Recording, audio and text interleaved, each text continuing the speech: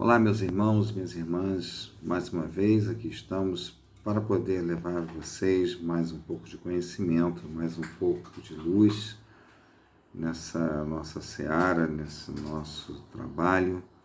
E hoje nós vamos trazer um tema bem interessante, e tema este que na realidade ele foi sugerido pelo seu Frank. E, logicamente, eu havia mencionado que com toda certeza assim eu faria. E hoje nós vamos trazer esse tema da Gênese, do capítulo 15, que fala sobre as curas de Jesus. E todos sabem muito bem que toda a situação das curas que ele proferia a respeito da sua magnitude como o ser mais perfeito, né? O espírito mais perfeito que essa terra já teve a oportunidade de receber. E lógico, nós também, com todo o conhecimento que nós temos a respeito de Jesus, vemos que realmente ele é o mestre, o guia e o governador espiritual do nosso orbe. E lógico, não podíamos deixar de explanar isso a respeito desse tema. Bom, e o que na realidade entendemos pela cura, o que nós na realidade entendemos por milagres, não é?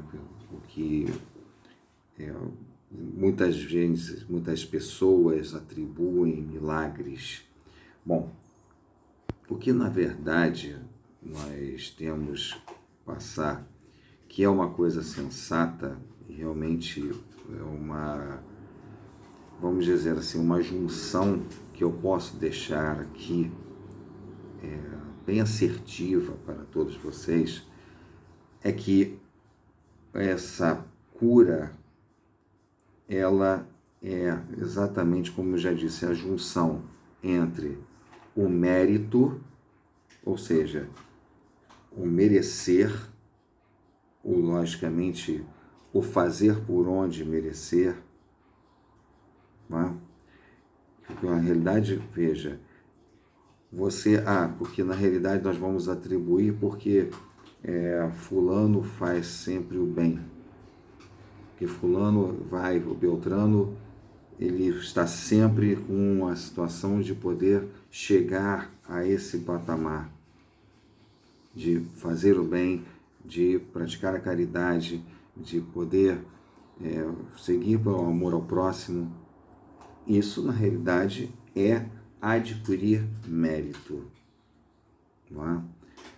Aí você vai pegar uma situação dessa e vai dizer assim, mas espera aí, mas mesmo pelo mérito e o passado, e aquilo que na realidade passou, o que esse espírito carregou esses anos todos? Não, mas veja, é exatamente dessa condição que eu estou falando. Porque embora que hajam tido situações pretéritas desse espírito, lógico, ele vai chegar neste orbe e vai ter uma nova chance. Ele vem com uma nova condição. Se existem situações expiatórias, lógico, ele vai passar por situações expiatórias. Até porque isso foi definido na pré-reencarnação dele. Antes dele reencarnar, ele já sabia o que na realidade ele iria encontrar.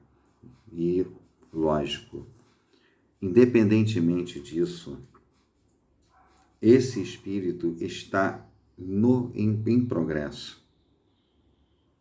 Então, ele tem, lógico, uma situação favorável a uma condição de mérito. Então, ele tem uma vertente positiva. E qual é o outro? Qual é a outra vertente positiva? Acreditação, fé. A fé vai deixá-lo lógico com uma situação de acreditação. Então você junta mérito e fé, o que pode dar errado? E a vontade divina?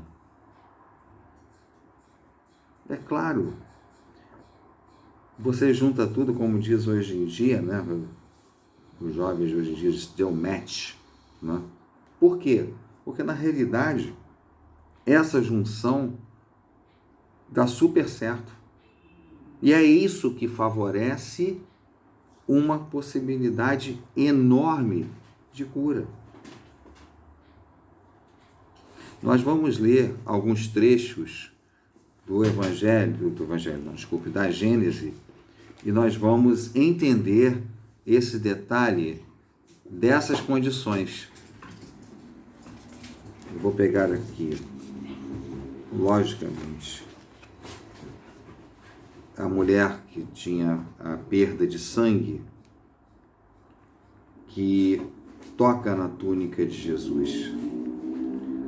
Ele diz assim: então uma mulher que havia 12 anos sofria de uma hemorragia, que sofreram muito nas mãos dos médicos, e que, tendo gasto todos os seus haveres, nenhum alívio conseguira. Como ouviu falar de Jesus, veio com a multidão atrás dele e lhe tocou as vestes, porquanto dizia: se eu conseguir ao menos lhe tocar nas vestes, ficarei curada. No mesmo instante, o fluxo sanguíneo lhe cessou, e ela sentiu em seu corpo que estava curada daquela enfermidade. Logo, Jesus, conhecendo em si mesmo a virtude que lhe saíra, se voltou no meio da multidão e disse: quem me tocou as vestes? Seus discípulos lhe disseram: vês que a multidão lhe aperta de todos os lados e perguntas quem te tocou? Ele olhava em torno de si à procura daquela que o tocara. A mulher, que sabia o que se passara em si, tomada de medo e pavor, veio lançar-lhes aos pés e lhe declarou toda a verdade. Disse-lhe Jesus: minha filha, tua fé te salvou. Vá em paz e fica curada da tua enfermidade. É parte do Evangelho de São Marcos, no capítulo 5, versículos 25 a 34. A virtude era exatamente a energia que saíra de Jesus no momento em que a fé dessa criatura e o mérito que ela tinha por obter essa cura, pela mentalização e pela positividade que ela canalizou, ao menos eu tocar-lhe as vestes, eu sei que eu vou ficar curada. Porque sabia do imenso poder do Mestre. E ela executa o seu plano e, logicamente, tem o embasamento de Cristo, pelo fato de ela realmente ter lhe feito isso. Eram tantas situações de cura que Jesus tinha que se isolar. Para quê? Muitas das vezes. Às vezes ele parava o que ele estava fazendo e tinha que ir para o deserto. Para quê? Para orar, para se recarregar, para poder mentalizar e conseguir renovar suas forças. Porque eram muitas pessoas, eram muito o que fazer de um povo sofrido ignorante e que simplesmente as pessoas elas não conseguiam muitas das vezes através de parcos recursos conseguiram através de uma medicina também completamente capenga, como era o caso da época, de realmente ter alguma situação favorável a poder se tratar. Então, Jesus fazia esse papel e simplesmente era cercado por uma multidão exatamente atrás de quê? Atrás de um dito milagre. Aí nós vimos naquelas situações assim, milagres não existem. Calma. A questão de milagre, na realidade, são situações que podem ocorrer, ou melhor, situações que, se ocorrerem, é contra, na realidade é contra o fluxo natural da vida. Ou seja, um paciente em estado terminal, com câncer e metástase, por exemplo, e do nada ele começa a reagir e simplesmente dominar esse câncer e no fim acaba obtendo a cura, depois de muita luta. É um milagre? Sim, mas temos que entender a conotação desse milagre. Exatamente nessas condições de mérito e fé. Se ele obteve cura, foi de mérito e de fé. Esse, vamos dizer, esse casamento, ele propicia, lógico, uma condição que é exemplar para muitas pessoas e que já fez, através dos tempos, vários exemplos de superação por conta dessas condições. São condições simples. Independentemente, Deus é tão misericordioso que nesse caso não leva a conta, muitas das vezes, o que se fez no passado. Porque você, numa situação dessa que tenha mérito, está, de alguma forma, trabalhando dentro das conformidades da lei do progresso. Pelo menos no contexto de caridade, de amor ao próximo, né? de seguir fazendo bem, ouvindo as pessoas, consolando. Então existe logicamente uma condição favorável, mesmo que não se consiga. Mas existem condições favoráveis a isso. Vamos dar sequência em mais um exemplo, no contexto aqui dos milagres. Vou agora fazer uma outra leitura, que é a do paralítico.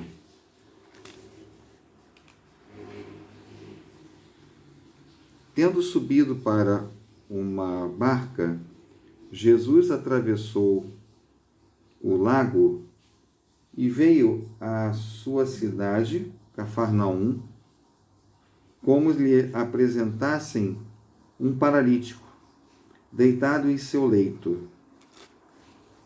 Jesus, notando-lhe a fé,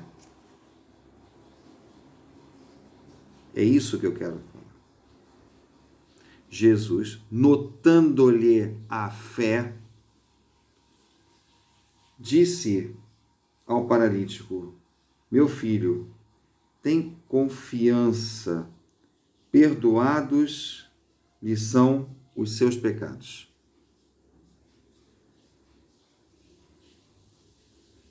Logo, alguns escribas disseram entre si: este homem blasfema.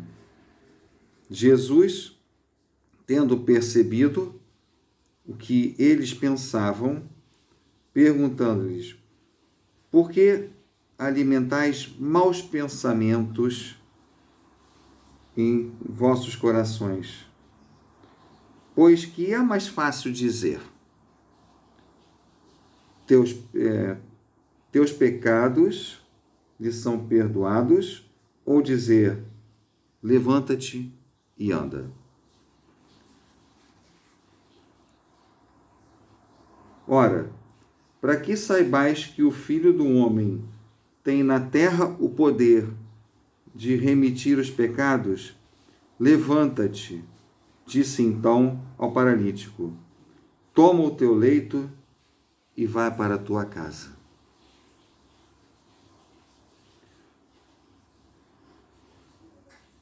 Vejam, nessas condições,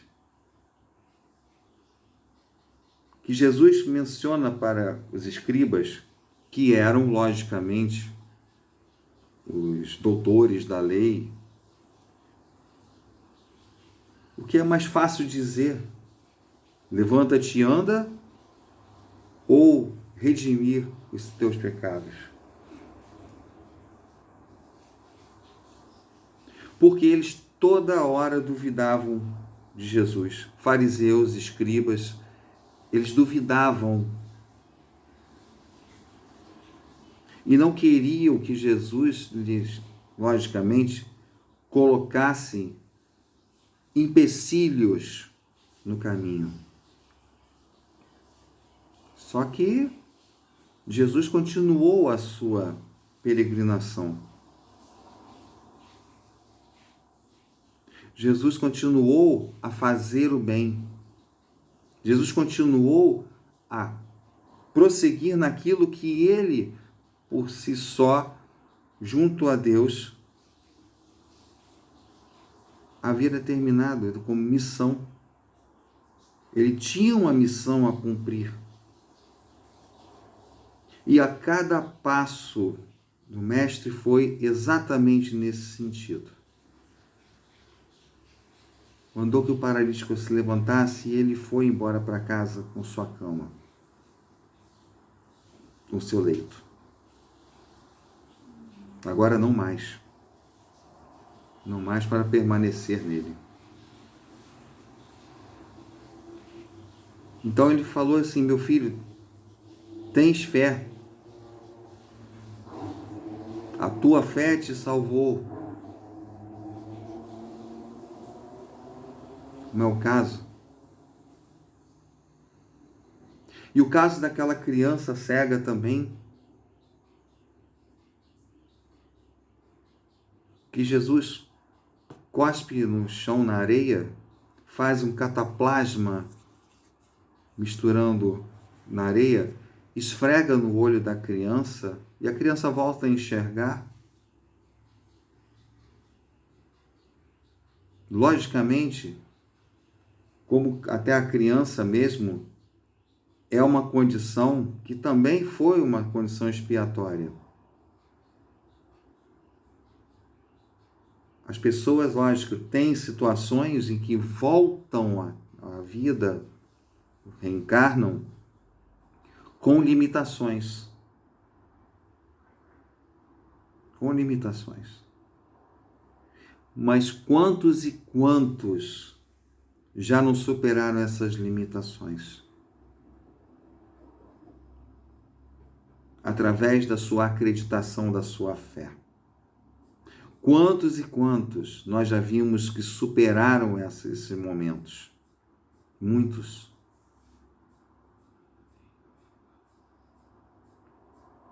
Aí você vai dizer assim, Alexandre, mas tem paralíticos que, por mais fé que tenham, continuam paralíticos.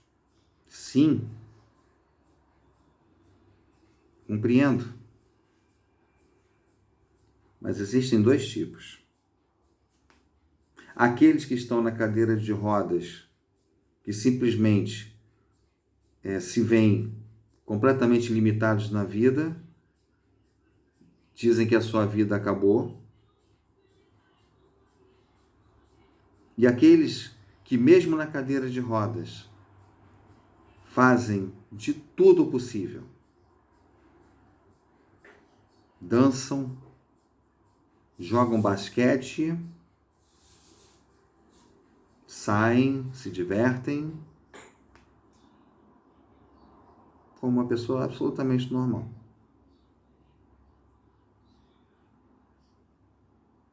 E nem por isso, mesmo através da sua alegria, através da sua positividade, deixou, lógico, a tristeza quando bate uma situação ou outra, isso é óbvio, isso é natural. Isso é natural.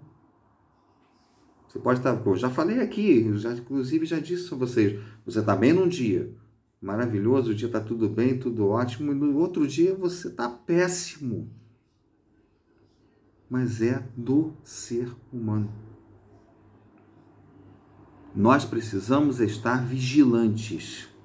Isso sim, nós precisamos vigiar. Mas crer nessas situações, como aqui estou narrando, que inclusive eu vou falar do último trecho aqui, vou ter que pular um pouco por causa do tempo, situações que são óbvias. Tem outros casos, tem outras situações, e todas elas exemplificadas por Jesus na fé. Então,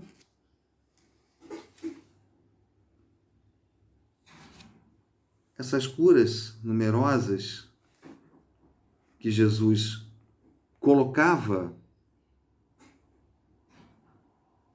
à disposição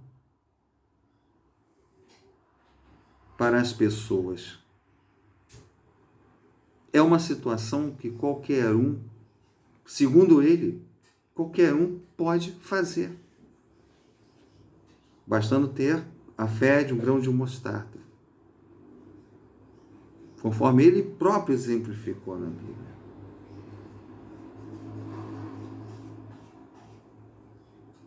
Todos vós, se todos vós sois filhos do mesmo Pai, então, logicamente, todos os irmãos, então temos todos a mesma condição. Sem sombra de dúvida. Eu vou ler esse último trecho aqui, por causa do tempo, que eu acho muito interessante. Exatamente diz o fato. Jesus ia por toda a Galileia, ensinando nas sinagogas, pregando o evangelho do reino e curando todos os langares, e todas as enfermidades no meio do povo. Tendo-se a sua reputação espalhado por toda a Síria, traziam-lhe os que estavam doentes e afligidos por dores e males diversos, os possessos, os lunáticos, os paralíticos, e ele a todos curava.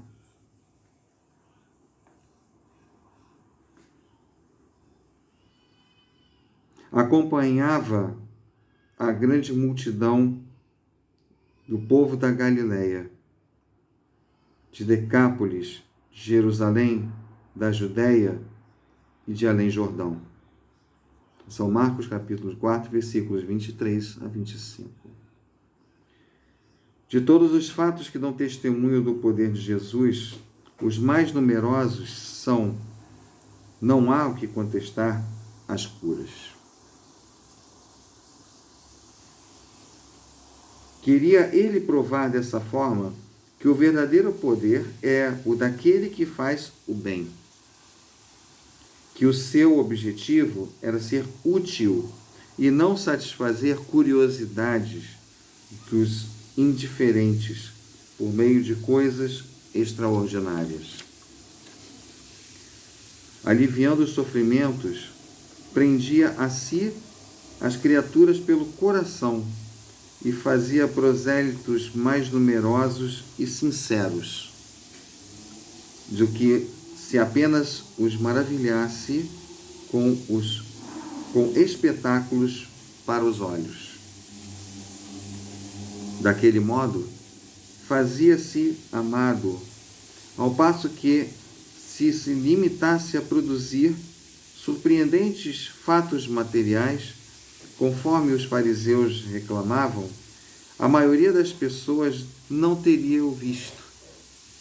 Então, não teria visto nele senão um feiticeiro ou um mágico hábil, que os desocupados iriam apreciar para se distraírem. Assim, quando João Batista manda por seus discípulos perguntar-lhe se ele era o Cristo, a sua resposta não foi "eu sou", como qualquer impostor houvera podido dizer. Tampouco lhes fala de prodígios, nem de coisas maravilhosas. Responde-lhes simplesmente: ide dizer a João: os cegos veem, os doentes são curados, os surdos ouvem, o evangelho é anunciado aos pobres. O mesmo é que dizer: reconhecei-me pelas minhas obras, julgai da árvore pelo fruto. Porquanto era esse o verdadeiro caráter da sua missão divina.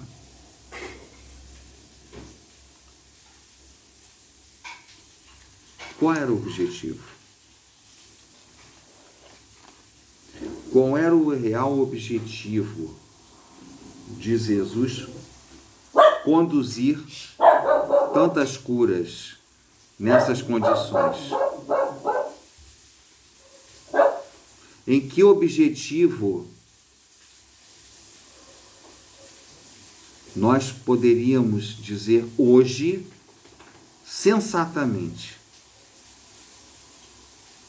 por que é que Jesus chegou a esse domínio, a essa condição? Muito simples. O povo, aquela ocasião, ele explanava exatamente sobre esse modelo para conquistar confiança. E essa confiança é passada de um para outro.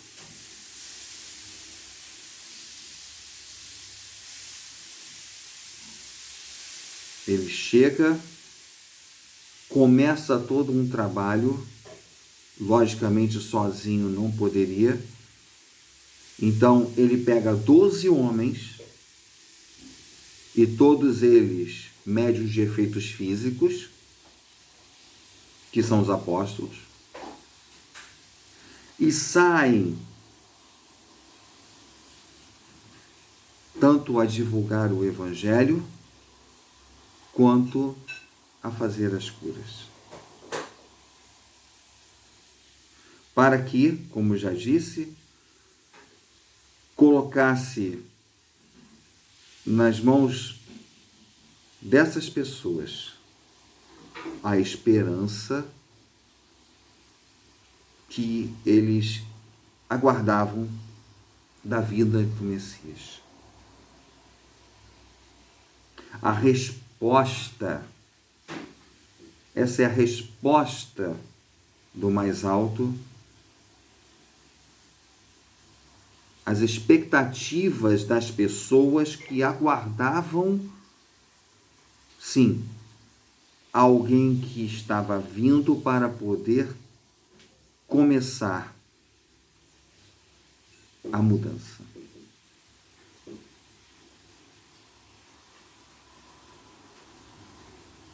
Tanto essa mudança veio a vinda do Consolador prometido, anunciada pelo próprio Jesus à sua época, que é a terceira revelação. Então, meus irmãos, as curas foram estrategicamente inseridas na obra de Jesus, para que começasse uma incursão e as pessoas lograssem com isso confiança e a partir dali realmente tivessem a condição de poder acreditar. E essa acreditação passou a ser pelo Evangelho extremamente difundido. E o é até hoje.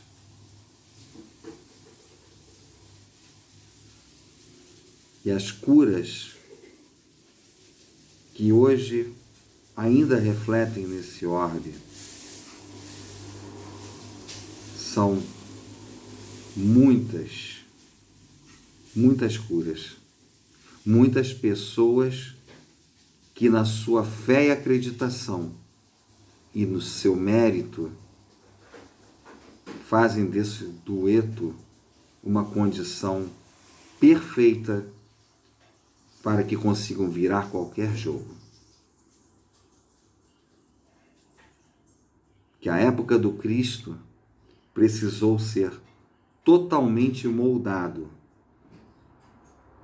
para a acreditação daquelas pessoas no cunho do Evangelho, que é a fonte principal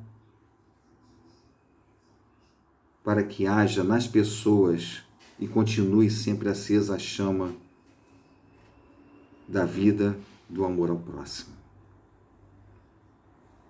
Então foi preciso cunhar lá atrás todo esse trabalho do Cristo em sua curta jornada no nosso orbe, para que até os dias de hoje tudo isso fosse refletido de uma maneira completamente sensata e lógico, profícua.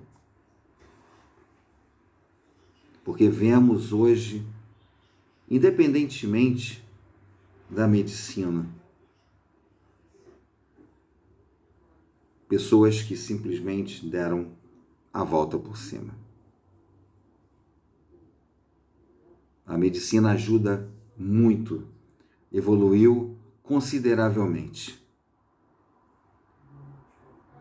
Mas a fé é milenar. Espero que vocês tenham gostado. Como já disse, deixa um like aí pra gente, comenta lá no Umbanda Linda, deem suas sugestões a respeito de outros temas que nós possamos abordar aqui e fica logicamente felizes pelo fato aí do retorno de vocês, daí logicamente das nossas palestras, dos nossos momentos, e eu quero agradecer sempre aí por esse retorno, para que logicamente consigamos prosseguir nesse trabalho sempre da melhor forma possível e melhorando a cada vez mais, tá bom? E eu agradeço mais uma vez a todos vocês deixo um grande abraço e mais uma vez um grande beijo no coração. Saúde, acima de tudo, e muita fé. Vamos ter fé e mérito para que nós possamos prosseguir sempre. E, logicamente, vamos prosseguir. Sejam felizes.